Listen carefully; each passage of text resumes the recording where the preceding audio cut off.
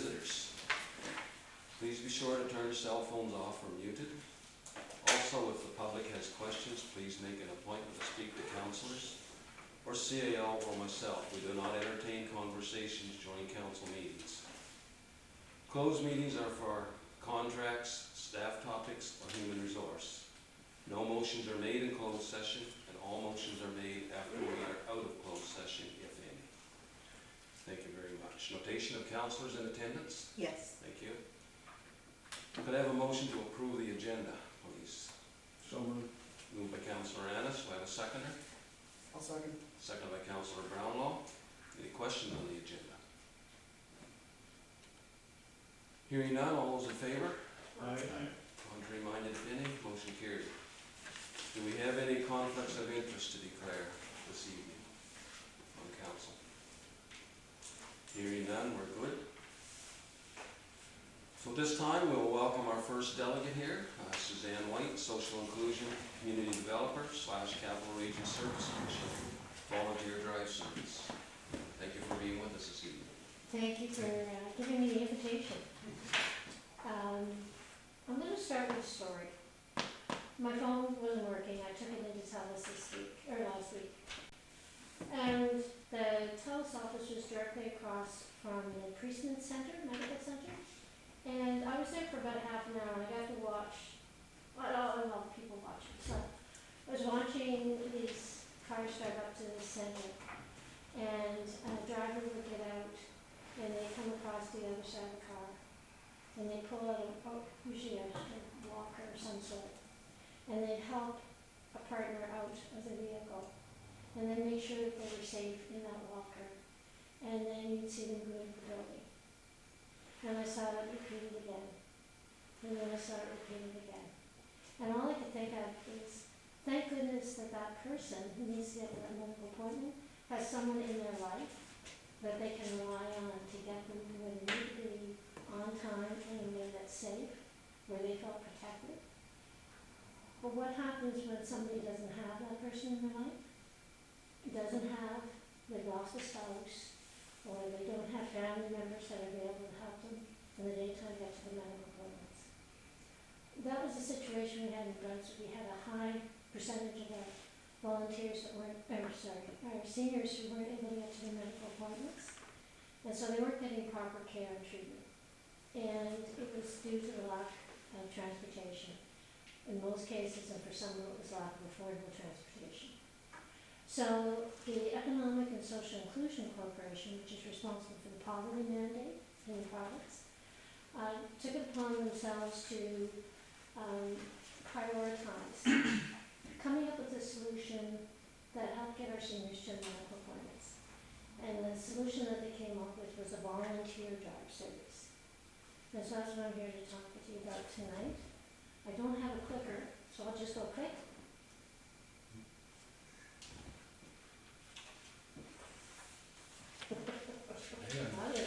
Mother, may I? Did I go too far? I just didn't know the right word. So I'm going to talk tonight about who it ends up providing that service in our community. The fact that it really is a volunteer solution for drive to medical appointments and who some of the donors are. So on our next slide.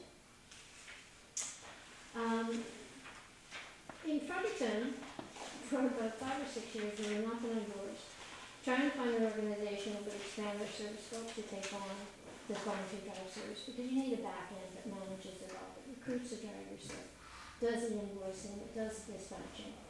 And our nonprofits were stretched to the limit. There really wasn't anyone that could do it.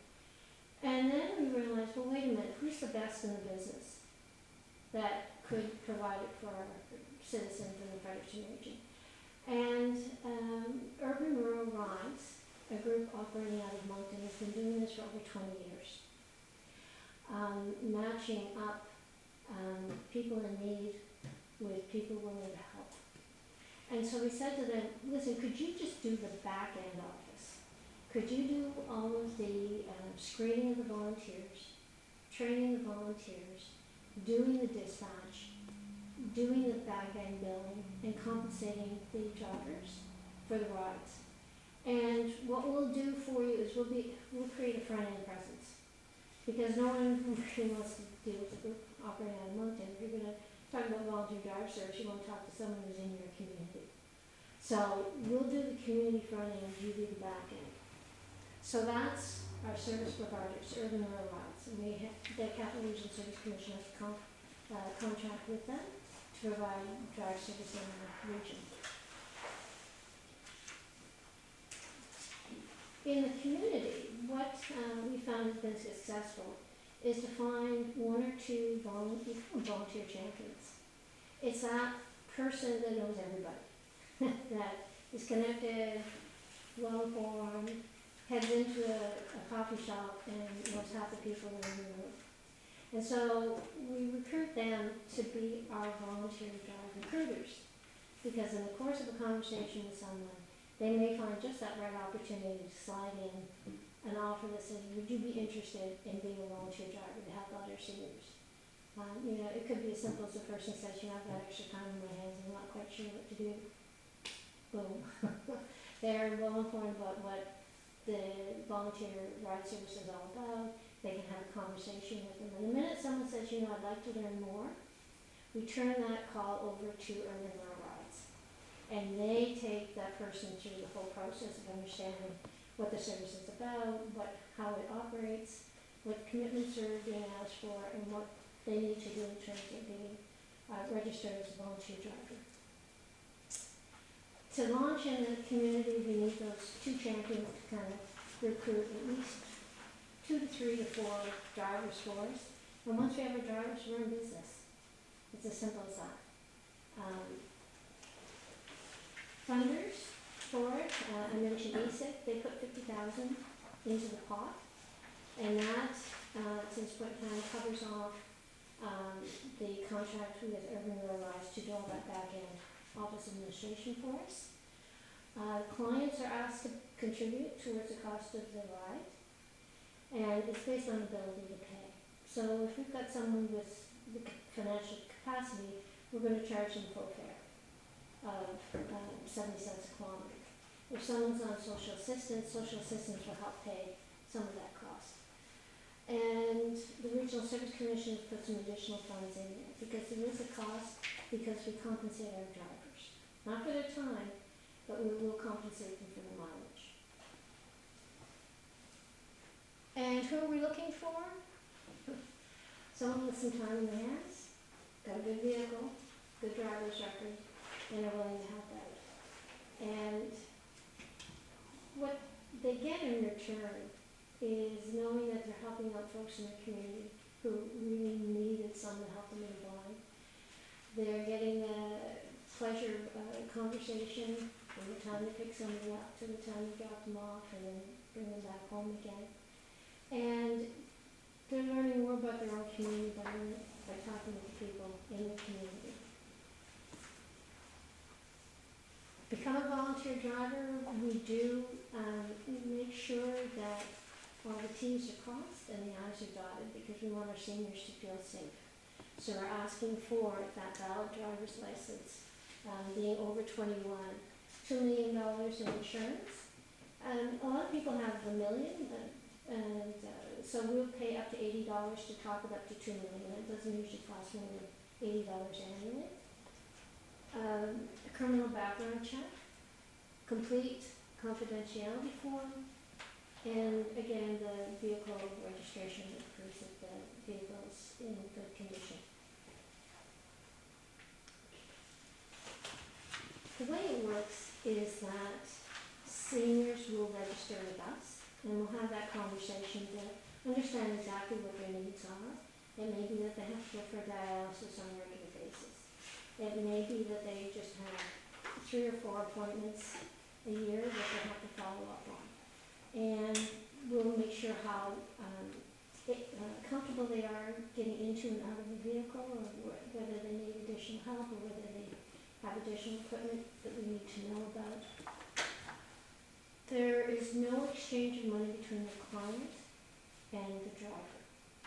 That all happens and is handled by Urban Rural Rides. We didn't want there to have to be any awkwardness, but there being a financial attachment. the service that the volunteers provide. I should have updated this slide. The volunteer drivers receive 50 cents a kilometer. Because we are covering their expenses, it is not something they have to declare income tax.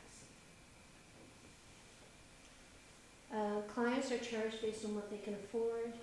And for our drivers, we'll provide them with first aid training, give them first aid kits. The dispatchers are there as a ready resource for them if they need any assistance for the ride. The drivers can indicate a preference. They may say, look, Mondays are a great day for me, I really don't have anything going on, but don't call me on Wednesday, because that's my day to do this, that, and the other thing. So we'll make a note of that on the driver's file and make phone calls for a ride on Wednesday. If a call comes in from the senior to say I need a ride to get to a medical appointment and the client lives with, we'll call the drivers that live in close proximity to the senior. The driver always has the opportunity to say no, it's not going to be convenient for them, and they can decline a ride. The senior doesn't know anything about it. The senior only gets a phone call back when a match has been made, and the senior does not get the personal information of the driver because we don't want them to start calling the person and expecting out of them through the rides. Any ride has to happen through any of the rides. Next slide. Oh, this is my pitch for another service. But what's really interesting, and the opening slide I have up there, is that the service is more than just a ride. And we've had great stories from drivers about personal friendships that form over time. You know, particularly if you're talking about someone who's going for dialysis and you're taking them maybe once or a couple times a week. There's that time between point A and point B where you have conversations. We had one gentleman in the Shediac area that had to go for dialysis. And he'd been through the room.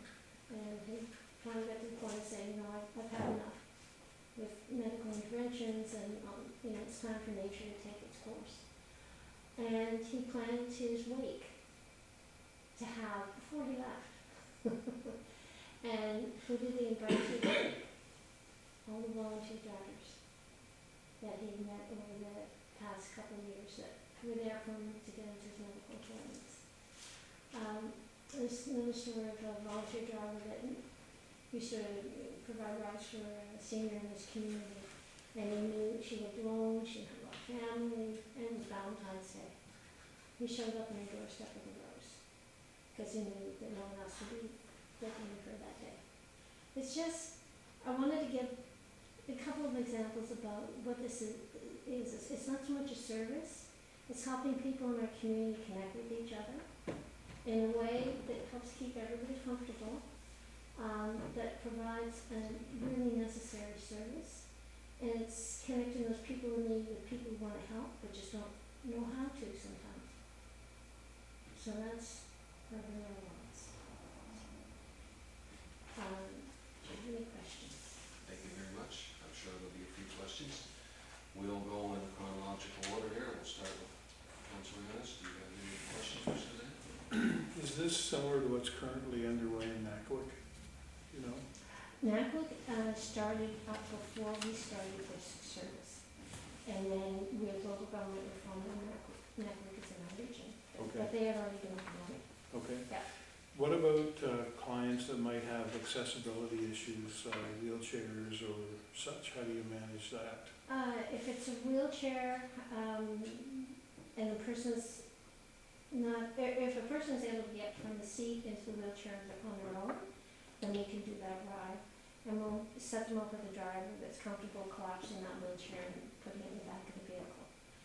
So we'll try to make every accommodation possible, but if the person actually needs physical assistance getting in, we can't provide that service because that's exposing drivers to too much risk. They're not trained medical caregivers, and we don't want to expose anyone in this situation to undue risk. Okay, thank you. Thank you. Deputy Mayor? No questions, I think it was very good. Thank you. Thank you. Councilor Edwards?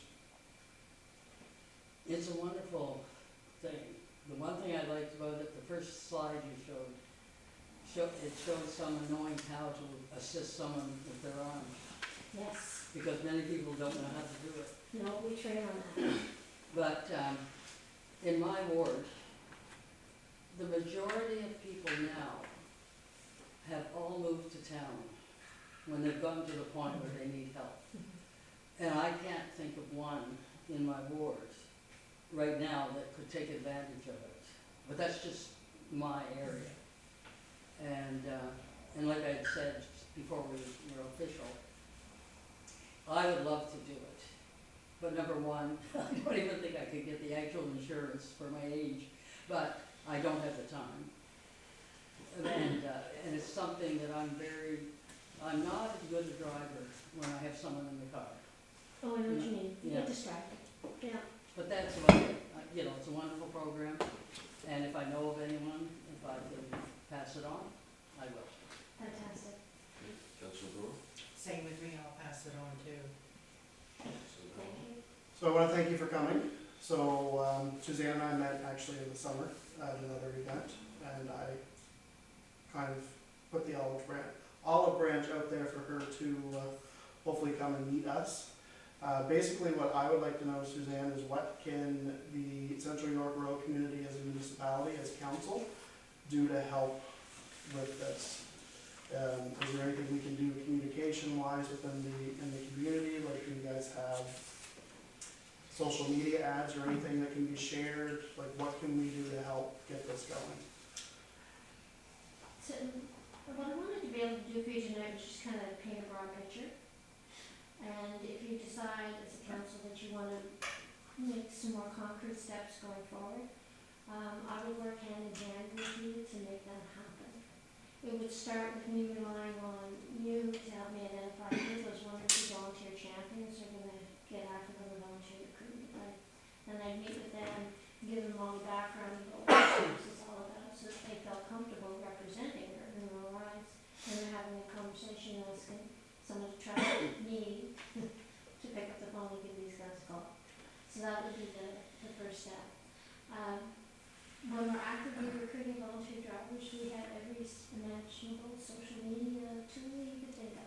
We've got social media posts, we've got videos, we've got ads, so everything is all templated out, and you can just turn up and turn it on. I do feel that there is a need.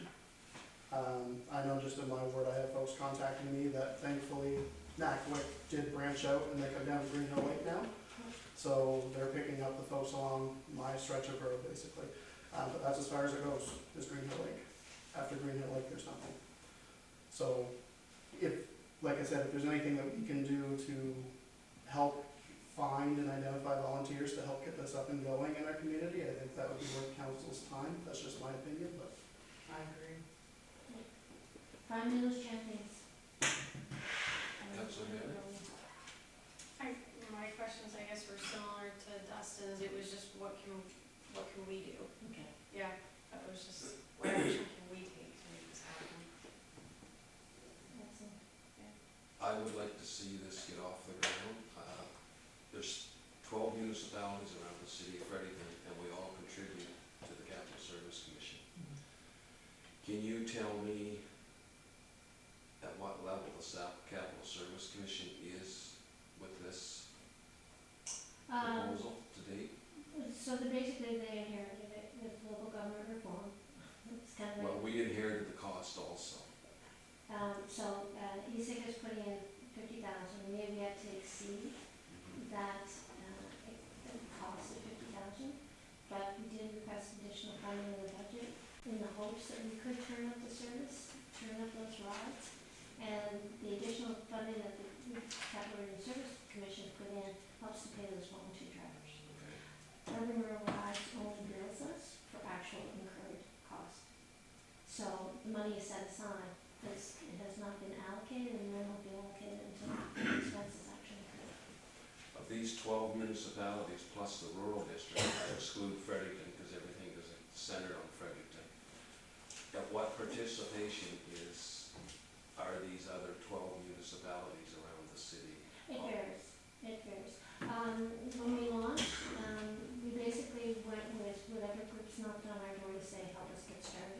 So we started in Hanwell, Cambridge Narrows, Arlecto, and the other community escaping right now. So they've been operating longer, they've got more volunteer drivers, who therefore are able to handle more rides.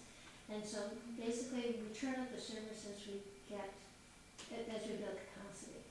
Because the last thing we want to do is over promote a service that we under-deliver on.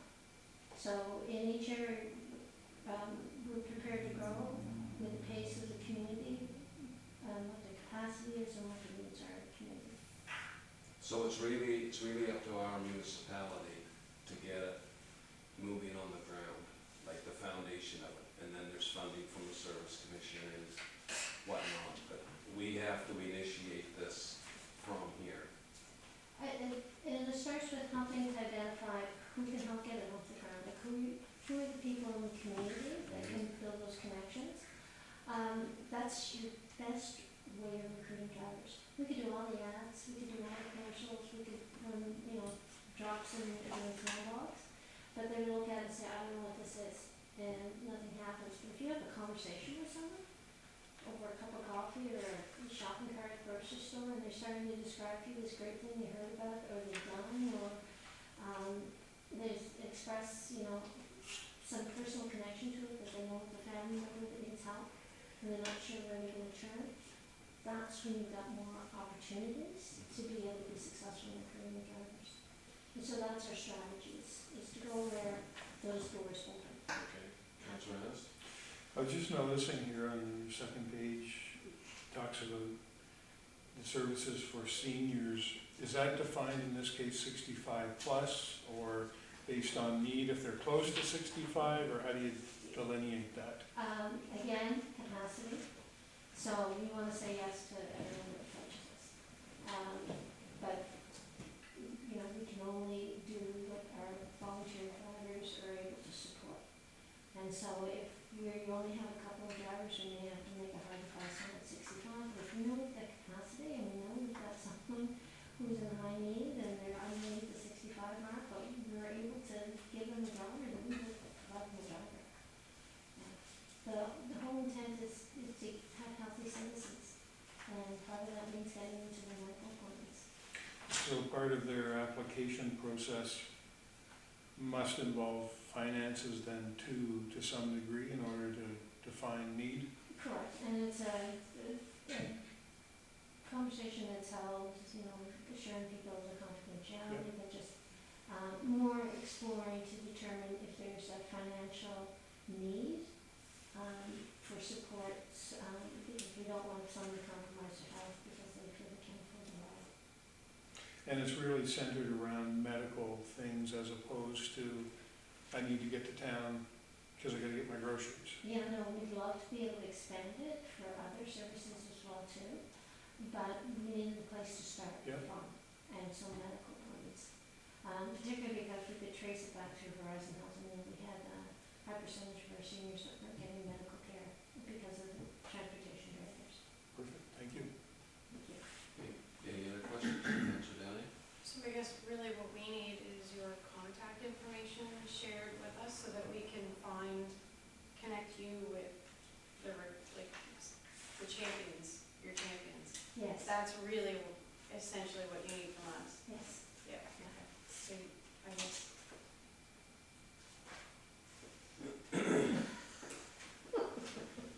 We can gather, if everybody has these people in mind, we can gather them here at council, and then we can put them all in one package and contact Suzanne, probably our CAO might. Or you can contact them directly. Yeah. But we need a package, like if whoever you think might be in your ward or whatever, and then especially these first one or two people, and then it would branch out from there, so. Coffee and donuts only. Carl will travel. Okay, well, good. So I just have one more thing. What's the program studies? Well, I just wanted to make you aware, if you haven't heard of it already, one program that's operating in your community and has been for the last year. particularly at this time when people are stretched or challenged with affordability issues. So this is a bulk food buying club for fresh fruits and vegetables. And it started in Fredericton and it's grown to Chipman and Minto and Lamucco and Gary and Stanley, and then we went up to Perthana, Woodstock, Tobique, Torrensville, Bristol, Fundy Valley, Memramcook, Sackville, Bathurst, and now it's Campbellton and the Canadian Peninsula. All of us are buying fruits and vegetables from the same wholesaler, and we're enjoying the benefit of that bulk discount price, and we pass it along directly to members. So it's great for someone who's saying, can I give you $15 and can you go shopping for me and get me the best deals you can on bag products? And we do it once a month, and then we do it again the next month. And the Catholic Bridge United Church on Route 616 is the distributor for Canadian Food Smart in your area, as is the Catholic Health and Wellness Center. So people can contact either group and say, hi, I'd like to be a member of, just, first time around, I'll pay $15 and I get my bag of products. If I like what I get, or I saw the value of it, then the next month we'll ask them to join as a member, and it's a $10 membership or what people can afford to pay.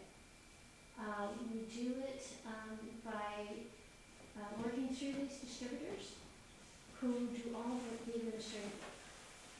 They take the memberships, they take the orders, they collect the money, and they all contact into a central source, and we determine we're packing 200 bags, 300 bags, 400 bags. And then Thursday this week, we're all getting together at the same place, St. John the Evangelist Church on 75 Main Street. The food truck will roll in around 8 o'clock. Around 8:45, the volunteers roll in, and we start packing on. And you pick up your produce bag, you go down the line, and you go the bananas, the apples, the oranges, the potatoes, the carrots, the onions, and whatever else we got to put value on. That week, we pack all the bags, and then those distributors, so the folks in Catholic Bridge United Church and from the Wellness Center drive in to help pack with us. And then they take their orders, put them in their vehicles, and drive them back for people to pick up the same day. So that's the delivery fleet. So we have church, we have volunteers, we have distributors who take orders and do deliveries. So there's no overhead costs, except for the bags to kind of put the food in. So it's a great deal for folks. We know that when we price it out, what we members will pay $50 for will cost them $28 to $30 to $32 at the grocery store. It's part value, but it's also part education, because the organizers decide what gets purchased. So you may get a bag, and someone will pull out of the bag avocado, and that's not something we eat in our house. But I guess I've already paid for it, so I'm going to go on the internet and find out how to do with an avocado. So part of it is education as well too. So it seems to be taking off in your area. Wanted to make it more aware of it so that you can tell people about it, unless you're too contacted if anyone's interested. Great. I'd like to thank you, Suzanne, for taking the time to come to council this evening, and I think it's been very educational and enjoyable. And hopefully you'll hear from many or all of us councillors in the future. Excellent.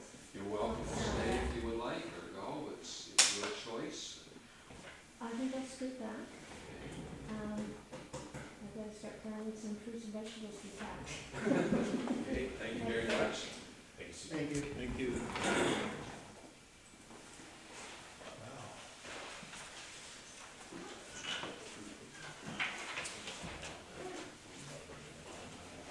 So we will call our second delegate up tonight. We have Dallas Davis from the Big Red Mining Company, planned exploration for antimony at Scott Settlement on mineral claim 8300. Welcome. Do I just hook this up over there, or using every stick for PowerPoint. Do you have a different one than this? Oh, no, you got it already there. Oh, yeah. You already got that. Yes. Great, thank you. I don't need to do anything. You're in business. Oh, okay. I can just leave it here. I didn't even start this thing like that. It didn't go up. I presume I just sit here. Yes. Yes. Put it up.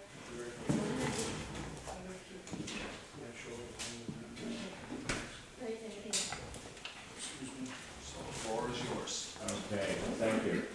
First, I should actually introduce Alex Kramer, who's this guy sitting over here. Hello.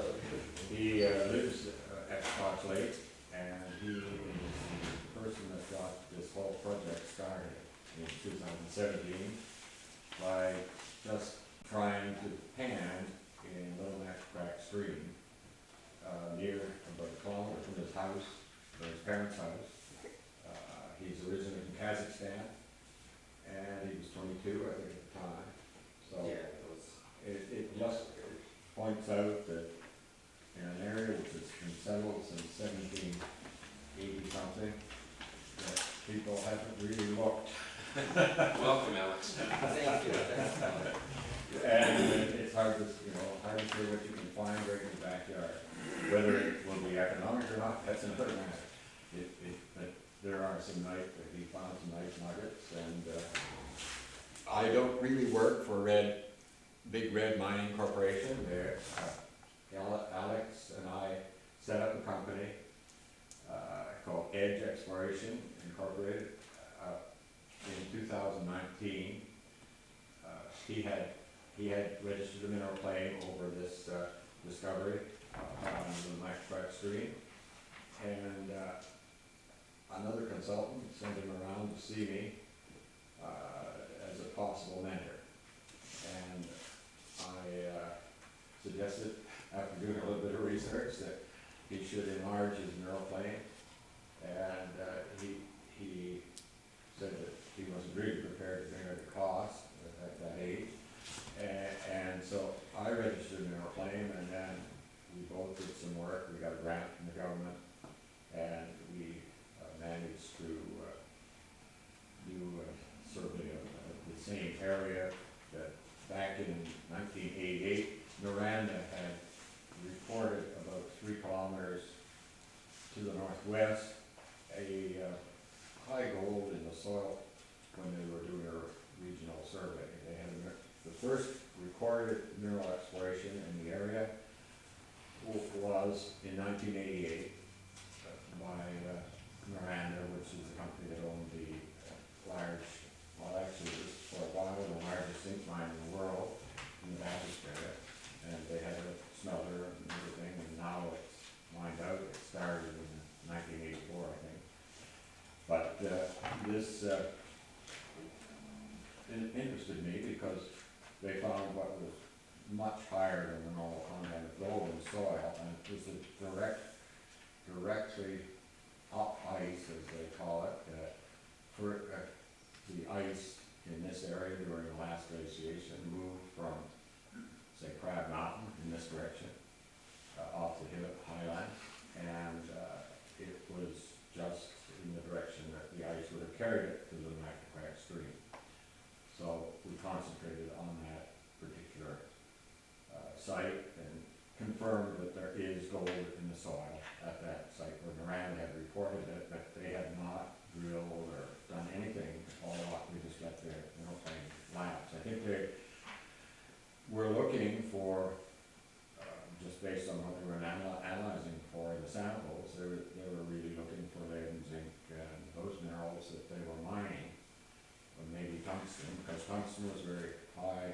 No, it had dropped off, but it really didn't say in the report, but the report did say, and everyone has to file a report on the results of their work with the Department of Natural Resources, and generally they're truthful and report just what they get, and the person who signed it recommended to the company that they followed up, but obviously they didn't, and a claim lapsed the following year. If you don't do a certain amount of expenditure, mineral claims expire right away. at the end of the year. But if you do, you can, if you do excess work per hectare, then you can continue the claim, but you don't really own anything other than the right to look. You don't own the minerals, the government or crown owns it, the public owns the minerals.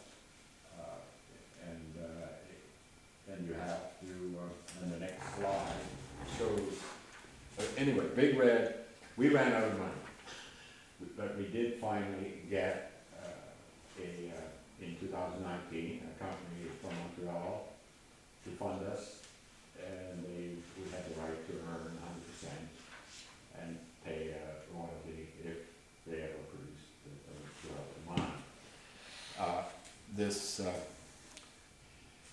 There is a requirement, and they spent about $200,000 and some thousand. And that got us a long way. And then we've had a long period of nobody spending anything.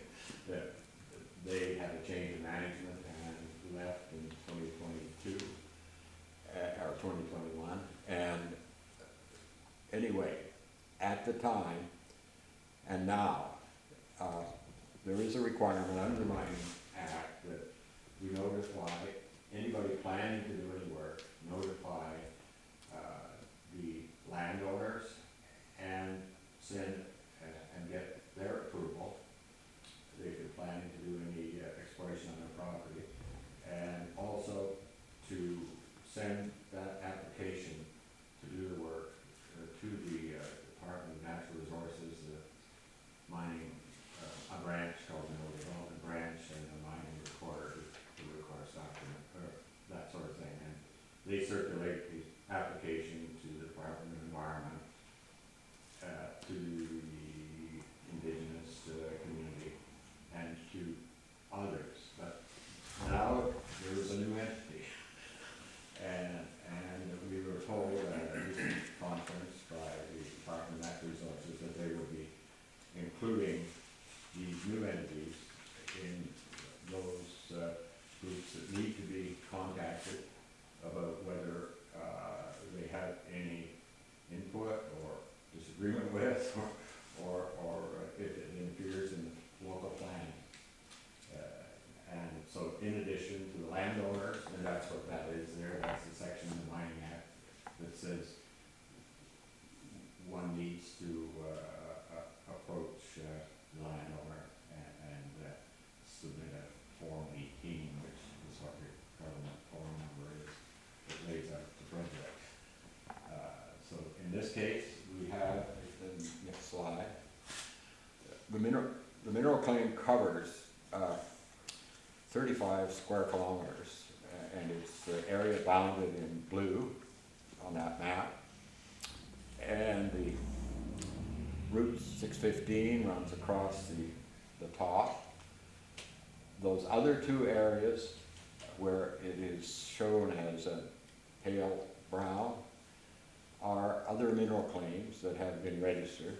No, just this year, simply because the price of antimony has gone up. And people know, or people in the mining industry know from our reports that were filed with the government, which are made public after 2 years, and 2 years is more than 2 years ago, that some of our soil sampling that followed up the Miranda work did detect high content of antimony in the soil, as well as gold in some other locations. But there is not much exposure or bedrock in the whole area. So we really don't know whether it's significant or not. But there is an antimony mine, or there was an antimony mine in the late 1800s, and it operated off and on until 1998, and that was at Lake George. Operated by a company called Consolidated Durham, and they had, for periods of time from 1970, were operating pretty well continuously until 1992, and then the price of antimony fell to the point where they had to close for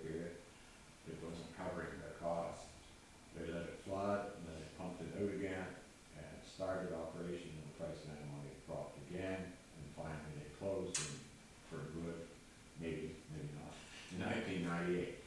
Since then, the price of antimony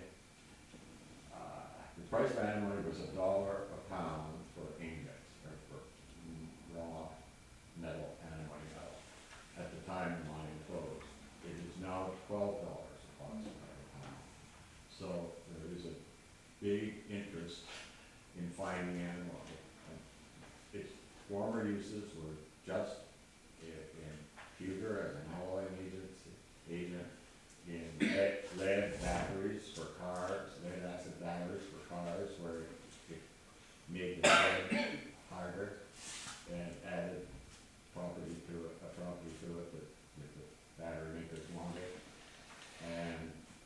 And then the other major use that came along was as a fire preventative for plastics in aircraft seats, curtains for public buildings, wherever there was a need to have fire protection, and a product made from antimony was added to the plastics.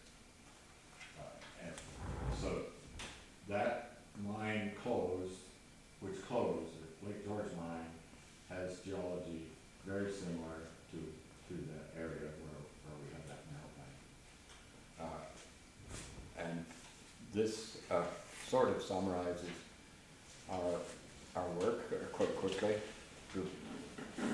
The purple lines, and there's 3 farms here that we propose to do work on. One is owned by David Howland, another by the Shaw estate, Doug Shaw, and the other one on that side is owned by Edward Stewart.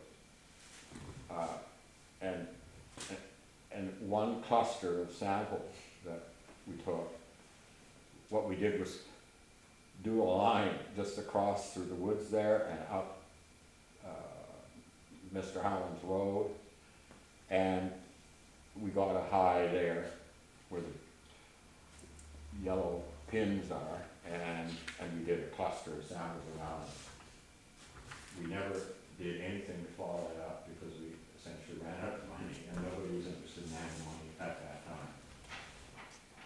And that's just an antimony anomaly. So we then have just waited, although we did carry out a survey up here of 180 samples in 2022, and that was nearer the Highway 615, which goes across the top.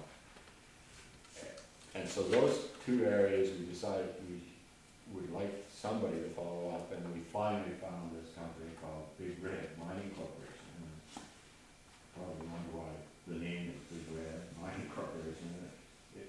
Their primary property is near Sault Ste. Marie, or between Sault Ste. Marie and Sudbury, and it's primarily copper.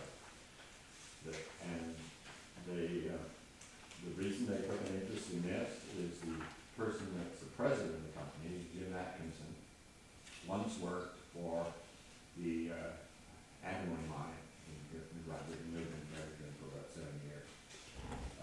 He then has always thought that there should be other antimony deposits in the area, so he became aware, or I had sent him the information at one point, and when the price took off, he contacted me and said, yeah, we make a deal. So they committed to spend $50,000 between now and the end of the year.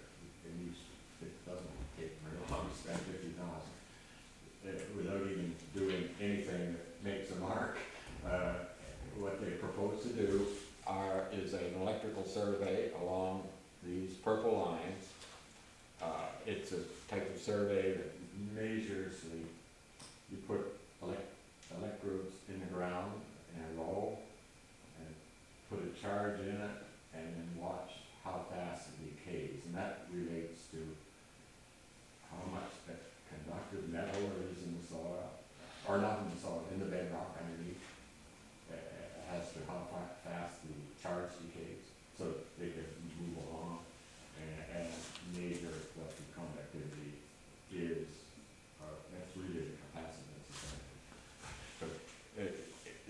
And then on these lines, we will do a much closer sample spacing, the ones down here for the soil. And so if we get something that correlates both with the electrical responses and the chemical soil content, then we would propose to let the Big Red drill some holes.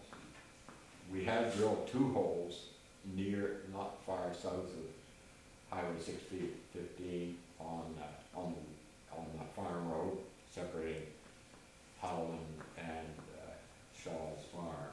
And we didn't get it, and we had what we thought was high gold, high ammonia, and a number of other things, and we didn't get any explanation. Maybe we didn't drill deep enough, maybe we were just off by 30 meters or something, but we didn't get an explanation for it. So that made it harder actually to find someone who would agree to follow up our results, our other results. The statistics there's 4.8 kilometers of what we call induced polarization. That's the electrical survey. 300 soil samples along these white lines at 15 meters between each sample. And there wouldn't be any tree cutting or line marking other than a stick in the ground with a flag on it where they took the sample, and using a GPS. You don't need to cut lines anymore, you just take a reading with this sort of thing as to what the latitude and longitude is, and then you can follow in the map. It doesn't have to be a perfectly straight line, it can wander a bit.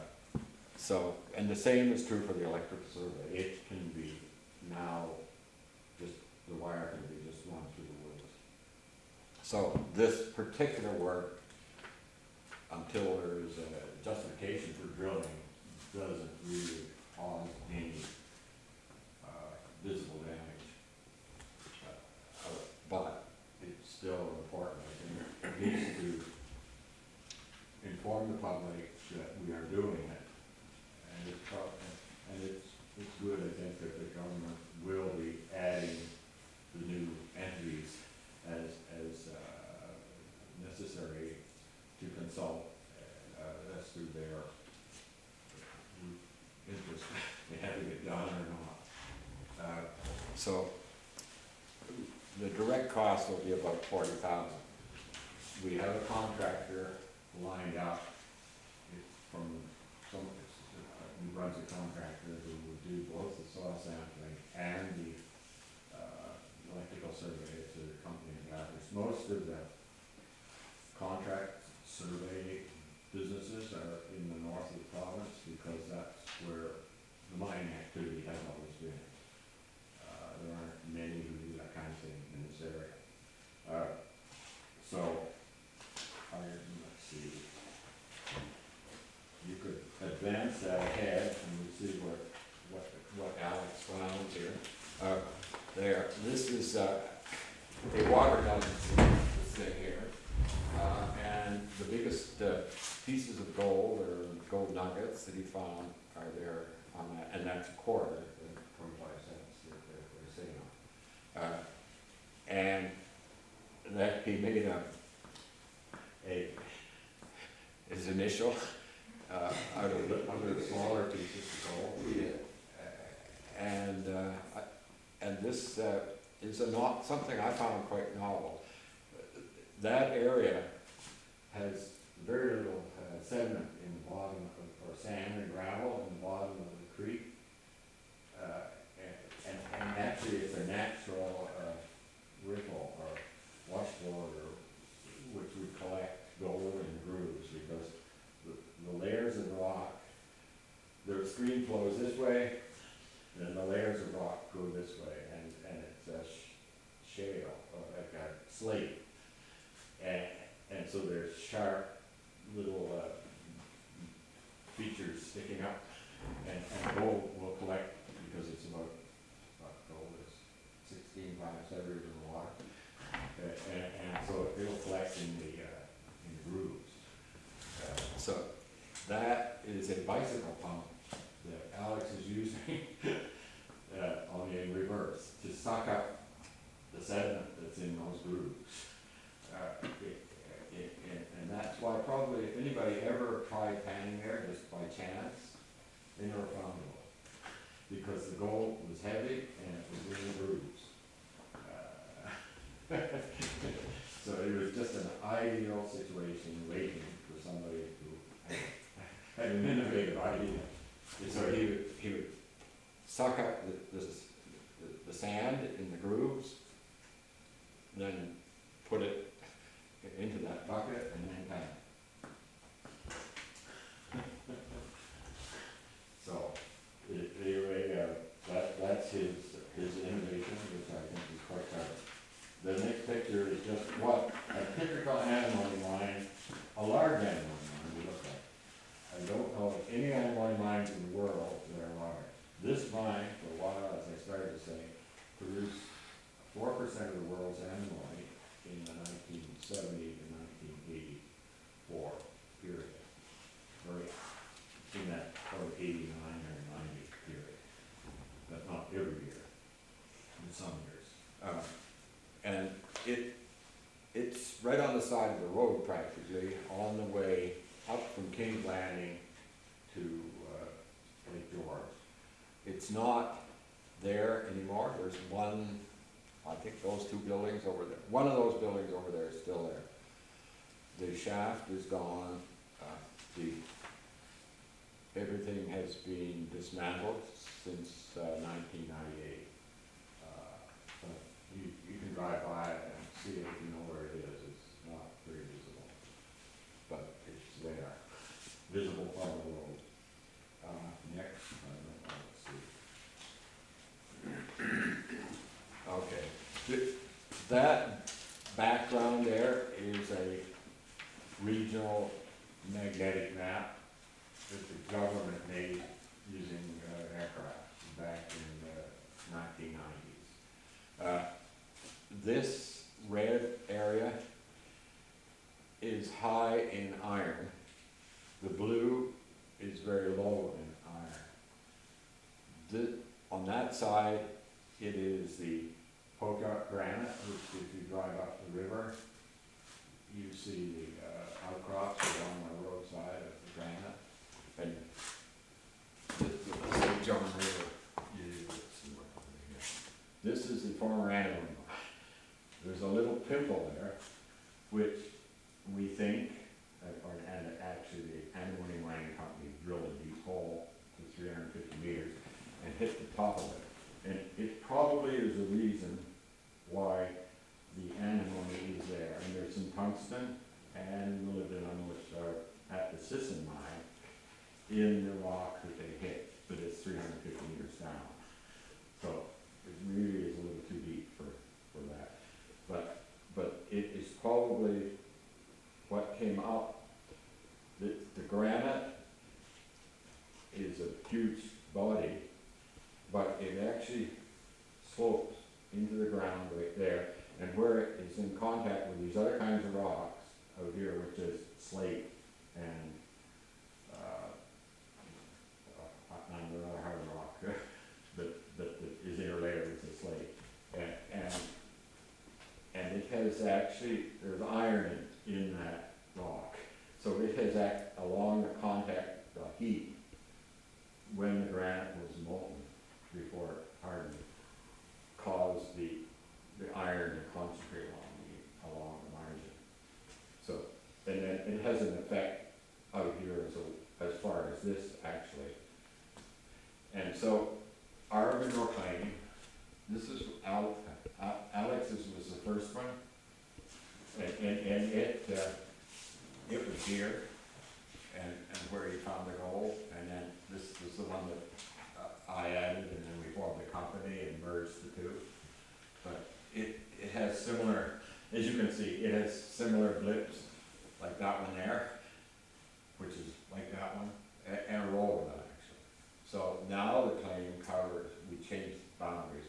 It goes down here further, south of Scotch Lake, which is right here, and it goes up there, covering 35 square kilometers. But just to show you that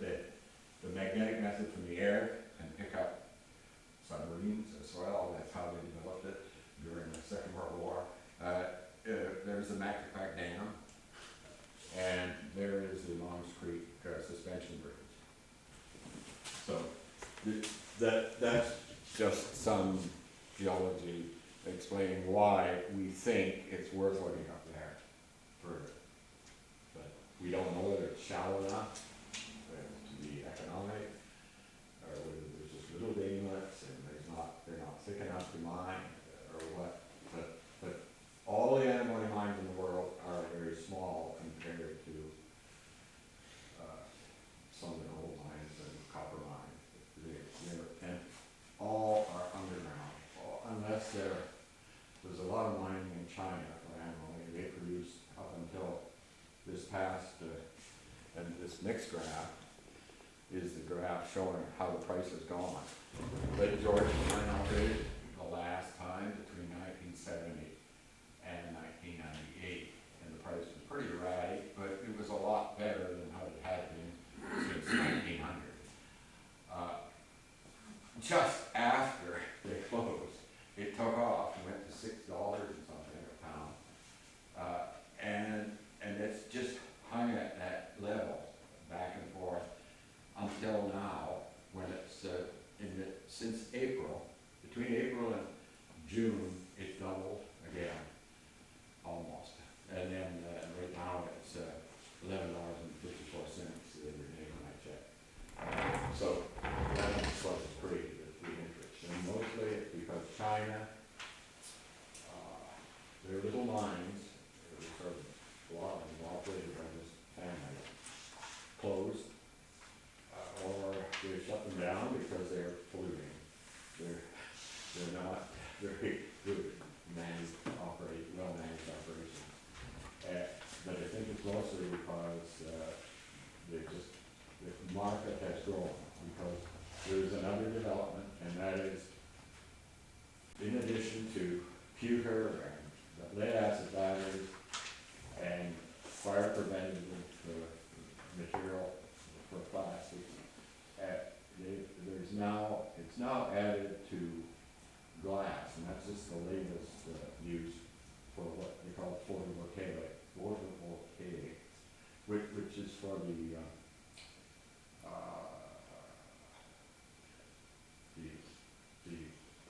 Solar panels? solar panels. It makes the glass much clearer, and gets the efficiency higher for if you add a large amount of animal for those solar panels.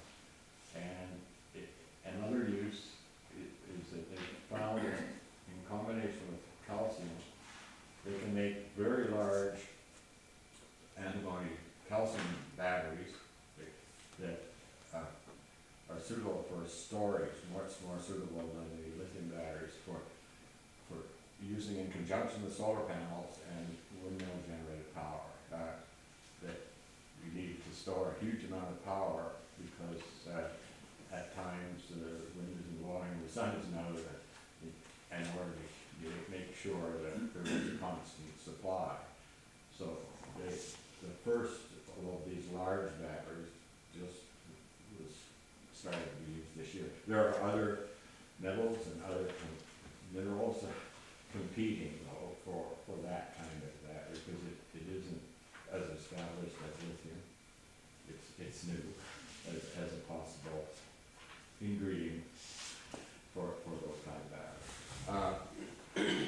And that's just, the market share is sort of unknown, or the market growth, but it's predicted by some as much as 7.4% per year on a constant, or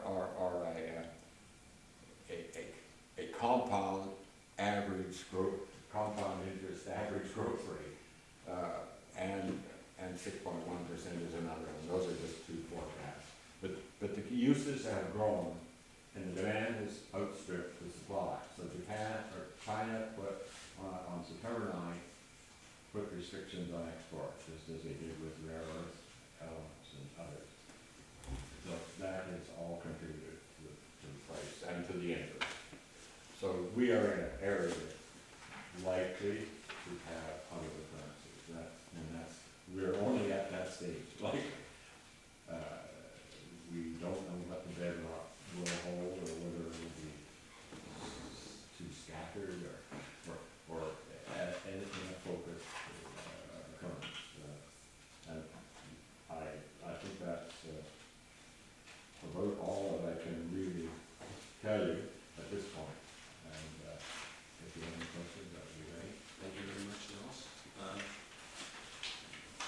Councilor Downey, do you have questions for tonight?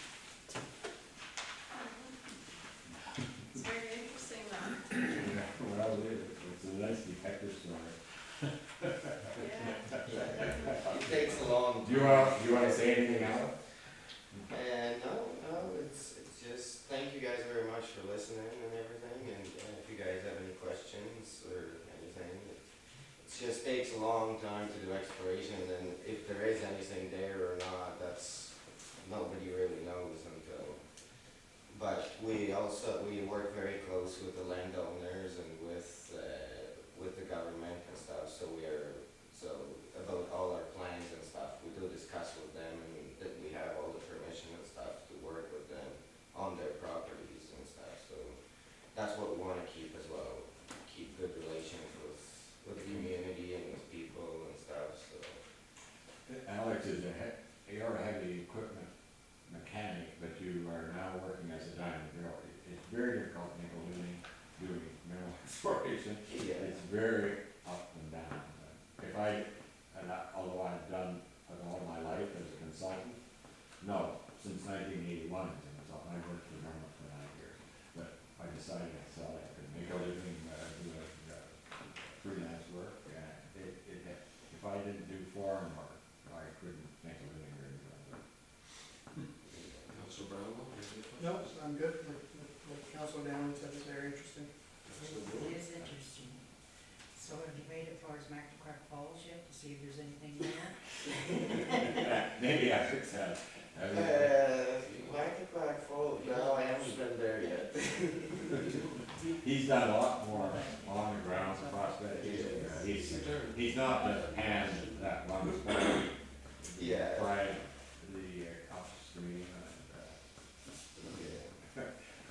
I've tried a lot of different spots, but that's the lucky one. we thought we even had maybe a possible interest in lithium, because as you approach our samples, as you approach the granite, but we sampled along Highway 615, the lithium content got quite high, but not as high as you need to have for Councilor Edwards? Keep hoping. A gentleman in my area hoped and hoped and hoped that he founded the copper mine in Ashcroft, BC. Oh, yes, Really? Brent, Mr. Eustace. Eustace, Yeah. yes, he was a very successful prospect. Thank you. Yeah, he became famous in BC, and there's still a mine operating that he found. And that started back in maybe the 60s. or later. Councilor Shale, any questions? Deputy Mayor? No questions from you?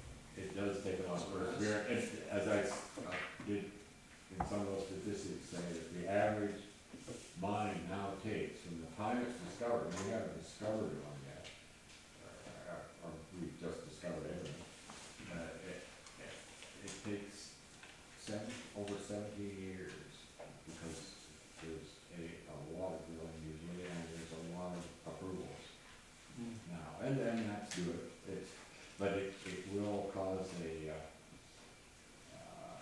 undoubtedly an inflation that people will like in costs in the future, because if you look at the statistics, it's the content of the metal that you're trying to develop has been going down, and the number of new discoveries has been going down per dollar spent. So that just means that a shortage, we won't run out, it's just all related to, there were the doomsday people who said we will run out of minerals, but we won't.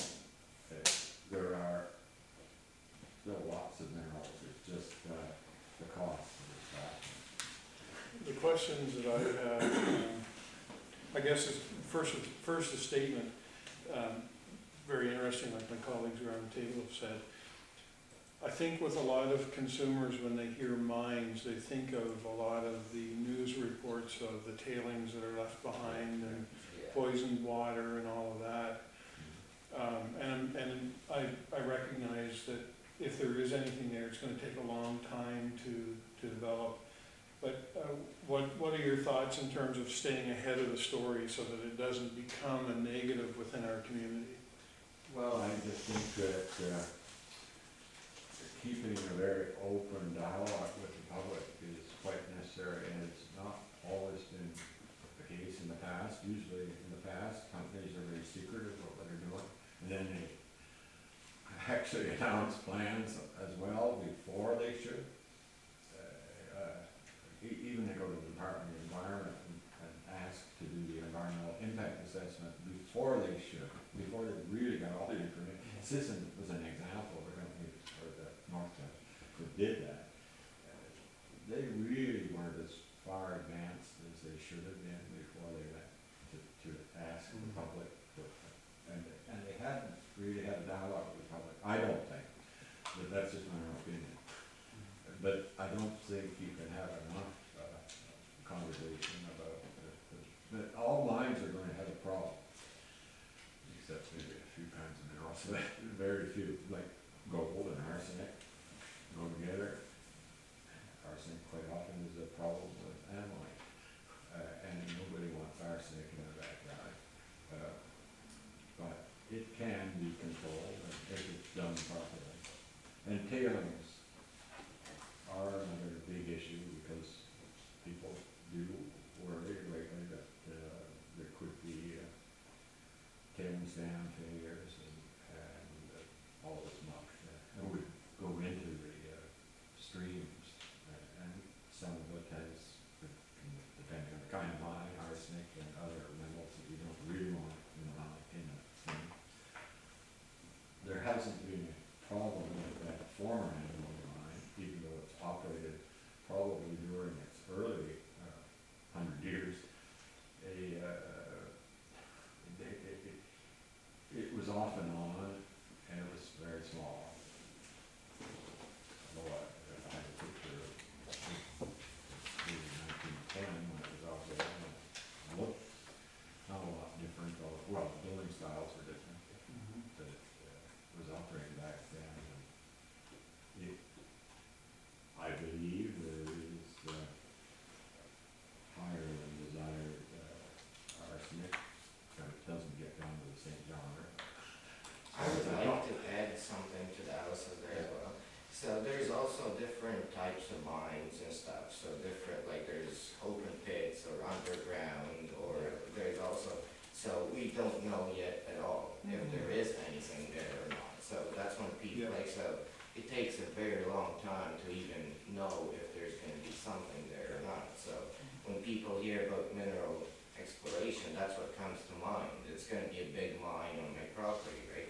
But that's what we explain to people, that it takes a very long time, and we don't even know if there is anything there or not, so we can't even talk or even It just say.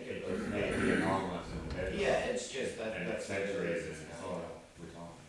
Yeah, it's, so there's no idea at all what's there, so we can't even talk about future plans, because there's no.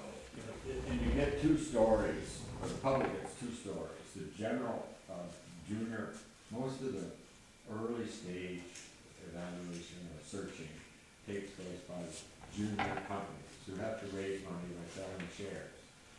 And so they give a much more positive picture of what they expect than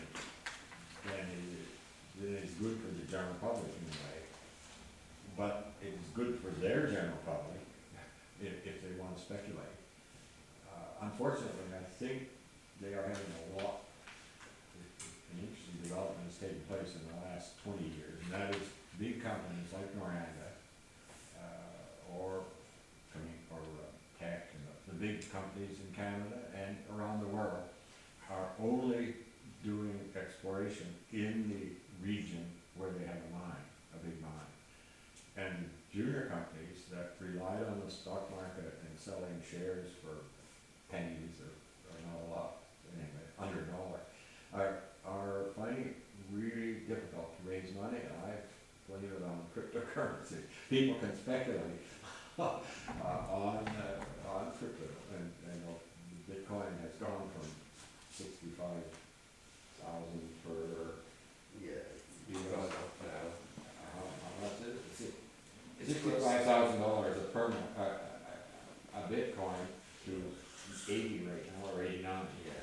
just in the last week. Did you have any further questions? I just had one, just nosy question, and I know that some of the documents that I've encountered around the Keswick River itself talk about trace elements of gold. Is that something you've explored at all? Well, the government did a survey in that area. I showed a slide a while ago, the one with the magnetic background. And they did a survey of gold in the Keswick River and all the streams in that area. And interestingly, where Alex panned the gold,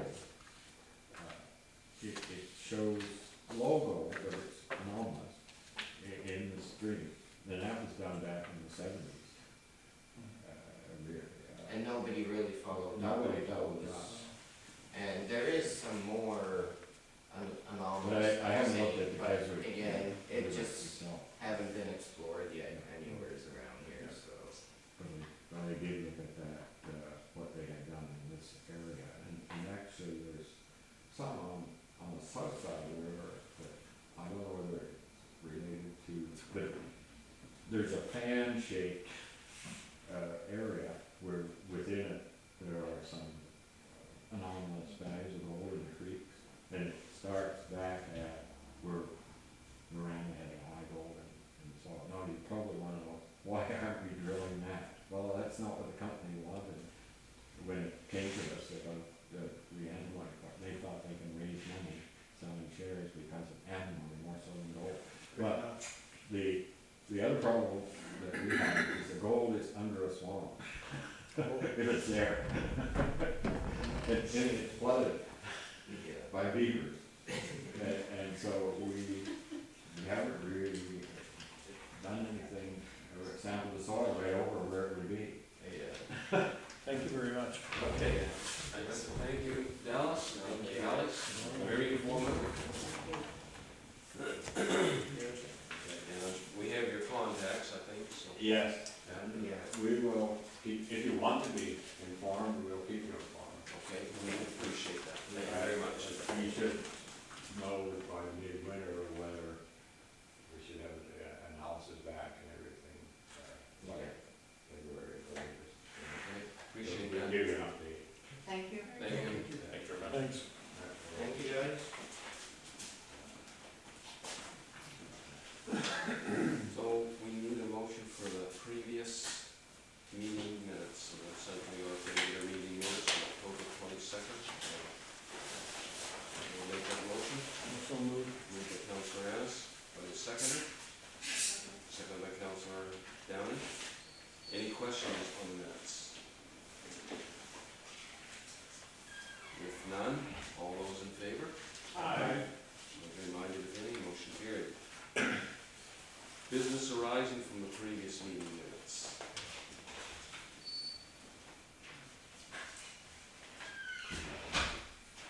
I'll just give a quick update on item 7, and that is the radon kits. There's now about 36 still available.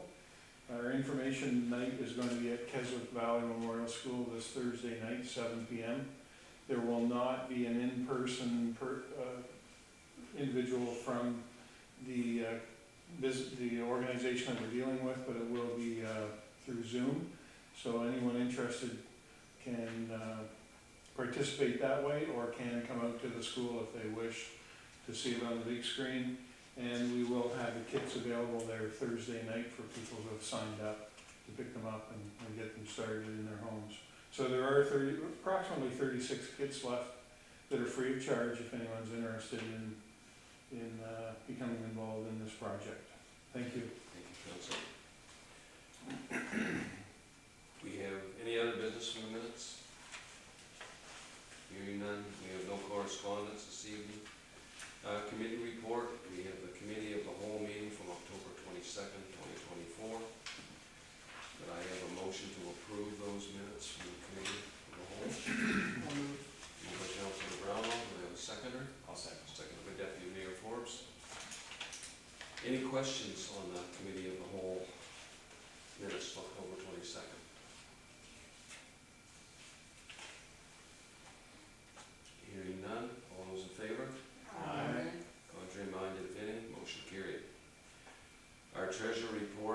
due on November the 26th. Chief Administrative Officer's report. Thanks. Thank you. Community signs, all of the large community signage is in place. We still have smaller inter-community signs, such as Essex Bridge, Keswick Bridge, et cetera, to look after next year. The Rural Water Supply Project at Scotch Lake is still in progress and taking a little longer than anticipated. We received our Department of Transportation and Infrastructure access permit. We have approached an engineering firm to assist with the buoyancy issues related to groundwater versus a potentially empty tank. It is a day-by-day project at the moment. The arena, the required advertisements on behalf of Municipal Capital Warren Board for Central York Rural Community to accept the Keswick Valley Arena and its renovation debt from Keswick Valley Recreation Complex Incorporated will be in the November 13th, 14th, 27th, and 28th editions of the Daily Gleaner. If all goes according to plan, the ownership transfer should happen late January 2025, early February 2025. Thank you. Thank you. Could I have a motion to accept the CAO report? Aye. Moved by Councillor Brewer, seconded. Councillor Brownlow. Any questions on the CAO report? So just statement. Smaller community signs, so I do remember us talking about that back when we were developing everything. And I've actually had people ask me about a sign for Haynesville, so I just wanna make sure Haynesville is included in those, in the community. It's in the et cetera. Perfect. It's in the et cetera. Zealand's in the et cetera. Okay, any further questions? None, all those in favor? Aye. Unreminded of any, motion carried. My report, as I had said the last time, is going to kind of move up to remarks. The only small report that I will bring to you is the Capital Service Commission budget narrowly passed on November the 5th for the 2025 budget. Move on to new business. Need a motion to approve the $24,500 plus HST for strategic planning professional proposal from Pivot Consulting Incorporated and fund the project with Canada Community Building Funds. Would someone like to make that motion? And please reread the motion, whoever's making it. Councillor Down? Moved by Councillor Down. Motion to approve the $24,500 plus HSC strategic planning proposal from Pivot Consulting Inc. and fund the project with Canada Community Building Funds. The seconder? Second by Councillor Edwards. Any questions on this motion? Hearing none? Oh, Councillor. Just one, is it okay if I ask a question about the contents of this at this point? I think so. We'll clarify that with CAO. I can try to answer. Okay, just on page 8, part of their strategic planning workshop involves mission, vision, and values, which is a bit redundant based on what we have done already, isn't it? I think they're gonna review what has already been done, or what we have already had done. And try to incorporate it into the overall plan. Okay, I was just concerned we might be paying for something that was already in No, our hand. the last time they proposed the proposal, didn't include that amount, Okay, so this is just strategic planning. thank you. Any other questions? All those in favor of the motion? Contrary minded, if any, motion carried. Do we have any other new business for this evening? Councillor Brownlow? I'd like to make a motion so that we move the street light be added to the intersection of Route 104 and Route 610, as well as Route 104 and Route 617. Okay, heard the motion. Do we have a seconder? I'll second. Seconded by Deputy Mayor Forbes. Any questions on the motion? None? All those in favor? Aye. Contrary minded, if any, motion carried. Councilor Brewer? I have new business. We need to do up our, what do you call that, newsletter for December. We need to do a follow-up to let the people know what we've been doing, and maybe even give them some things to look at for the future. And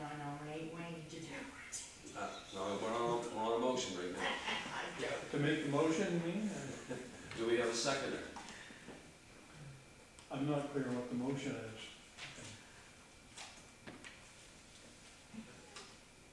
Okay, let's state your motion clearly, please. Oh, my motion is that we do a newsletter to update the people in the community for the month of in December, to let them know what we've been doing and things like that. Okay, And I guess that's it. okay. And not to mail it out, but we'll just, Do we have a seconder? I will. Seconded by Councillor Edwards. Now, questions on the motion?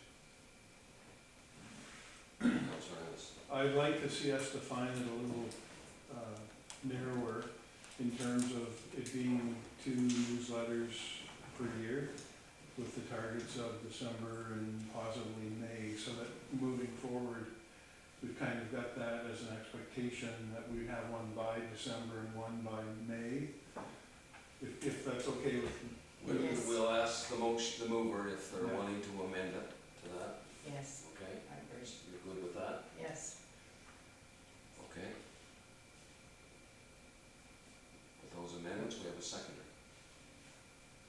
Councillor Edwards. Would our secretary please read the motion back? Or is it, My scribbles. just so we're all clear? We have a motion to produce a newsletter for December, moved by Cheryl, seconded by Joan. An amendment to have 2 newsletters, one in May and one in December. Okay, seconded by Councillor Edwards. Yes. Okay. Any questions on the amended motion? And these would be the same as our other ones, like a single page of updates. That's the idea. I would say so, yes, and non-mailed as the mover Yeah, suggested. Very good. Okay, any other questions? All those in favor? Aye. Contrary minded, if any? Motion carried. We have no closed session for this evening. Could I have a motion for adjournment? Oh, sorry, was there any other new business? None? Motion to adjourn, Councillor Downey, who has seconded? Councillor Anderson.